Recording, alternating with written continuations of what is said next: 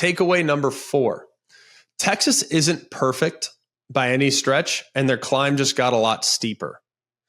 Now, how many different times have we seen Texas in the last decade look like things are moving in the right direction? Texas is back, folks. Like, we've seen and heard that over and over and over again. And I know Joe Tessitore is a loyal listener to the show. So anytime I can get Texas is back, folks, back into the broadcast, I'm always going to try. Joe's one of my best buddies, so I'm allowed to take and use his comment that will live in infamy amongst Texas fans. But we've seen that so many times. Like, Texas is looking great. Here they go. And then boom, they step in a hole, twist their ankle, and they're out. You know, they lose a game they shouldn't. And there've been a lot of games this year that are really uncomfortable that shouldn't have been uncomfortable. Houston, Kansas State.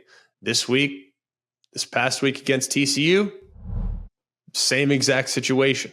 But I will give Texas credit for this.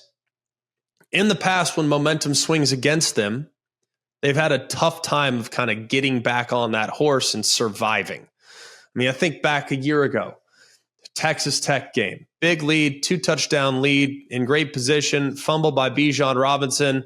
Texas Tech comes clawing all the way back. They push it into overtime, and then Texas Tech carries that momentum into overtime and wins the game.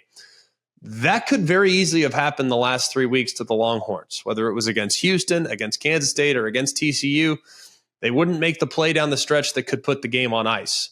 And it was looking like in the first 2 quarters of this ball game, in a 26-6 halftime lead, things were looking pretty good.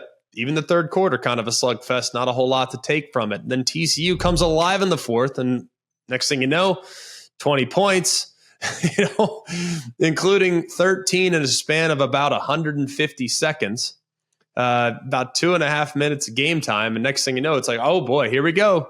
All of a sudden, Texas has the ball, about 3 minutes left, and the TCU crowd is getting hostile. I mean, they're starting to really weigh in. And Quinn Ewers, who's back in the starting lineup after missing the last couple of weeks, it's 3rd and 12.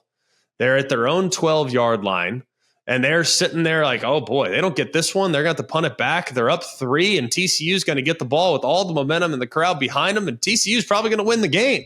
At least that's what would have happened in 22 and probably what would have happened in 2021. Well, boom, 35-yard pass to A.D. Mitchell. A.D. Mitchell beats single coverage, makes an unbelievable catch while lying on his back. Next thing you know, the game is over. It's those plays that Texas did not make for years that led to them coming up short on so many different occasions. But this year, they are making the play. Even dating back to Alabama, there was a point in which, hey, they're down 3 in the fourth quarter, and in about 6 plays, they all of a sudden went from being down 3 to up 11 because they flipped the switch and made the plays that needed to be made to not allow the thing to unravel in favor of their opponents. Now, here's where it could get a little bit interesting for Texas, because there's one thing that I've been very intrigued by this year was the growth and development of Jonathan Brooks. He's their running back, and he is now out for the year with a torn ACL. It's significant because he's been the go-to guy for Steve Sarkisian, and he's really allowed the offense, even though we all talked for a while about, man, how do you replace Bijan Robinson? How do you replace Roschon Johnson? And the first 2 weeks, like, yep, they're going to miss those guys. Well, Jonathan Brooks, since week 3 when he was thrust into the starting role, he's really taken off and has been one of the most productive runners in the sport. Well, he's now out. And that means they're on to their next back in CJ Baxter, who is a 5-star guy, universally respected with his top-end talent, and actually was the starter in week 1 and week 2. But without Brooks, this room gets a little bit more thin. They still have good players.